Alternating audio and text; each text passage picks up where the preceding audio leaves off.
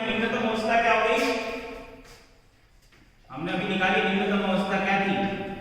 सबसे पहले तो है 3d6, तो 1 2 3 4 5, ठीक है।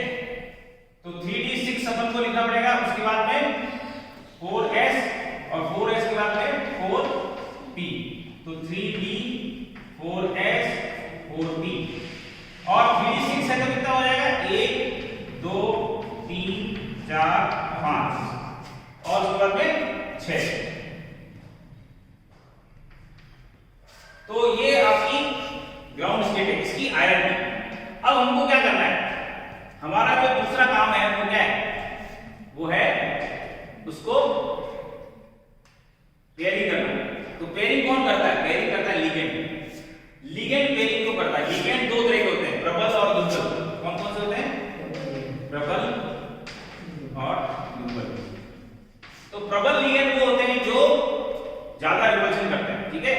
रिपल्शन करने के बाद में क्या करेंगे? वो इलेक्ट्रॉनों को युग्मित कर देंगे, ठीक है। तो इलेक्ट्रॉनों को युग्मित करने की क्षमता होती है, वो कहलाएंगे प्रबल, जिसमें इलेक्ट्रॉन उनके द्वारा युग्मित कर दिए जाए। तो 6 प्रबल साइनाइड आयनों या लिगेंडों, ठीक है ना, लिगेंडों की उपस्थिति में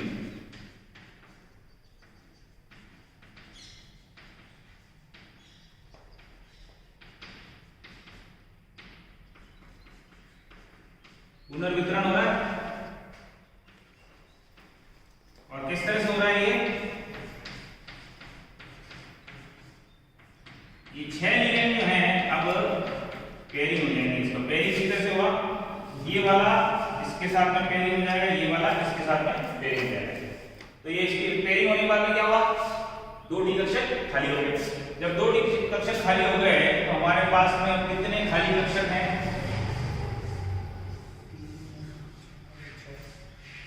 6 खाली कक्षक हमारे पास में हैं। अब संकरण की परिभाषा क्या है? संकरण किसको कहते हैं? संकरण के अंदर क्या होता है? संकरण की परिभाषा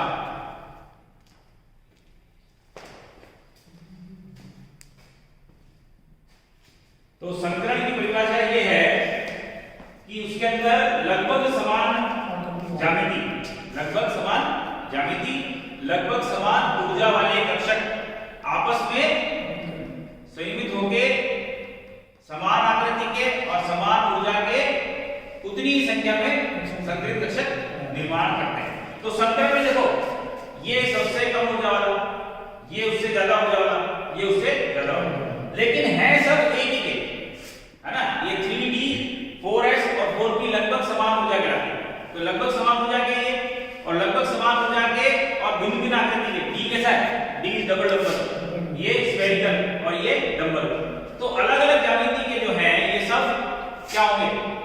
आपस में क्रिया कर समान ज्यामिति के और समान आकृति के उतनी ही संख्या में संकरित कक्षक निर्माण करेंगे। तो ये संकरण कहलाता है।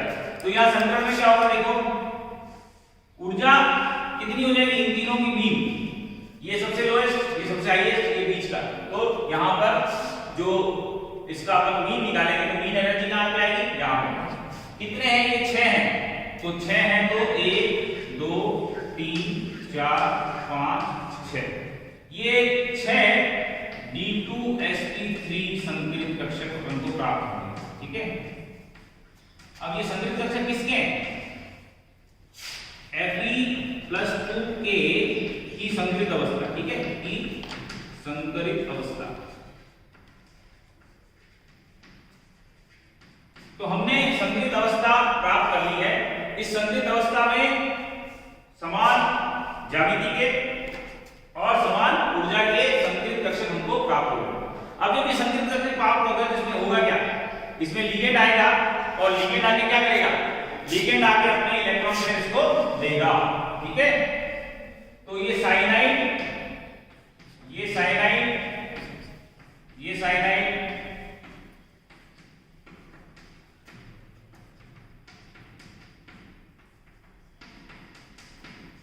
ये सब इलेक्ट्रॉन पेयर्स में देंगे। तो हमारा निष्कर्ष क्या निकला? सेम ऐसा अपन ने था सरल यौगिकों के लिए, यहाँ मतलब है संकुलों के लिए। तो FeCN6 4 माइनस का संकरण क्या होगा? D2sp3। ज्यामिति क्या होगी? ज्यामिति हो गई अष्टफल की।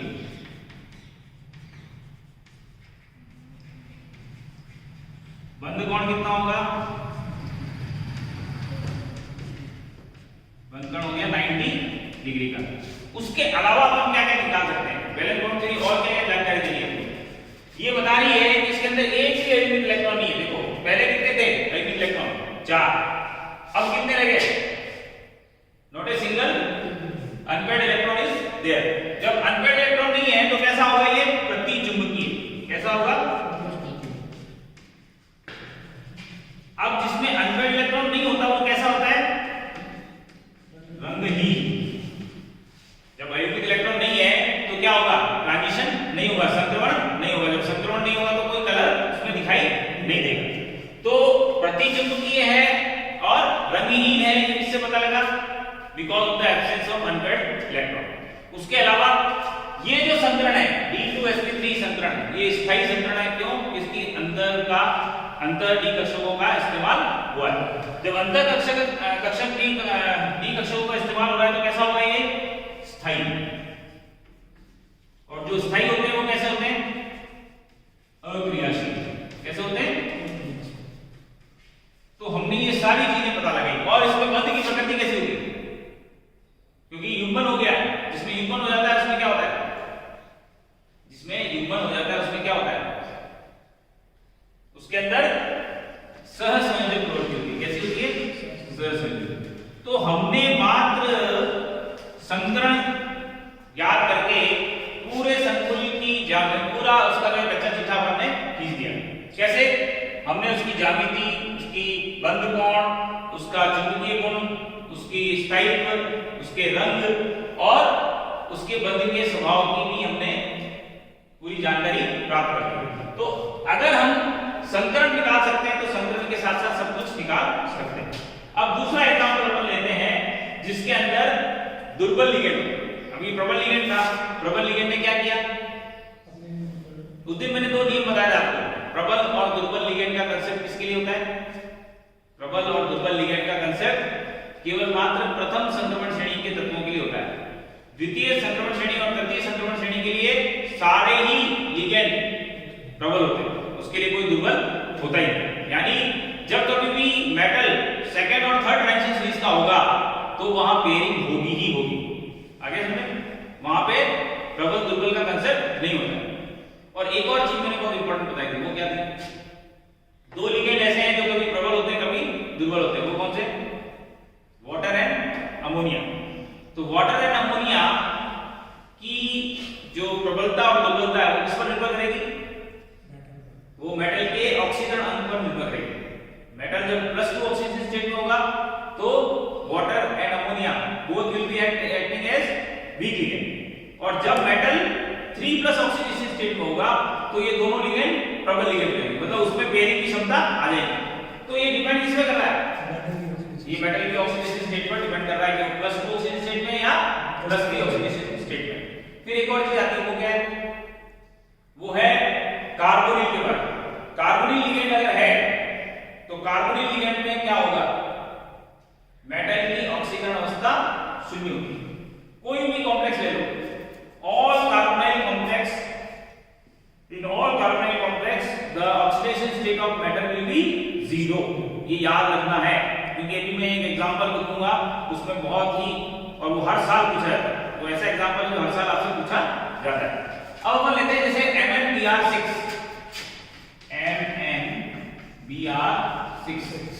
और MnBr6 में भी अपन क्या कर सकते हैं? 4 माइनस कर सकते हैं। ठीक है, तो अभी आप देखिए इसमें क्या होगा। Mn के अंदर केंद्रीय धातु आयन क्या हो गया? Mn2+। क्या है? ऑक्सीडेशन स्टेट निकाल लिया। -6 -4 x +2। तो यहां पर हमने देखा कि मैंगनीज जो है, मैंगनीज का इलेक्ट्रॉनिक विन्यास क्या होता है? 25 नंबर है। हाँ 25 है तो उसमें से 2 और निकल जाएंगे। तो पहले आप देखिए इसका इलेक्ट्रॉनिक कॉन्फ़िगरेशन हो गया 3d5 4s2, ठीक है। अब इसमें से 2 निकाल दिए हमने, 2 निकालने के बाद में क्या हुआ, ये हो जाएगा 3d5 4s0। तो हमने ये देखा कि Mn जो है Mn2+ धातु आयन की निम्नतम अवस्था ये हो गई 5, इसके अंदर मैंने शो कर दी। जब 5 शो करती है तो क्या होगा, इसमें हाइब्रिडाइजेशन ये होगा ही नहीं, पेयरिंग क्यों नहीं होगा बताओ। ये है 6 दुर्बल लिगेंड, यहाँ पे दुर्बल ब्रोमीन जो है वो दुर्बल लिगेंड, क्यों, फ्लोराइड क्लोराइड ब्रोमाइड और आयोडाइड दुर्बल लिगेंड होते हैं। वाई, कोई रीजन है, आंसर दे सकते हो।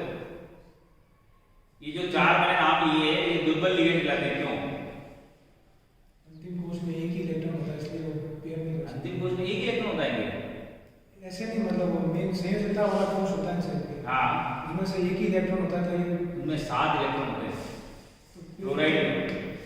क्लोराइड में ब्रोमाइड में सब में हैलोजन कौन से सप्तम समूह है, संयोजकता वाला कोश हैं, संयोजकता संयोजकता से मतलब नहीं है।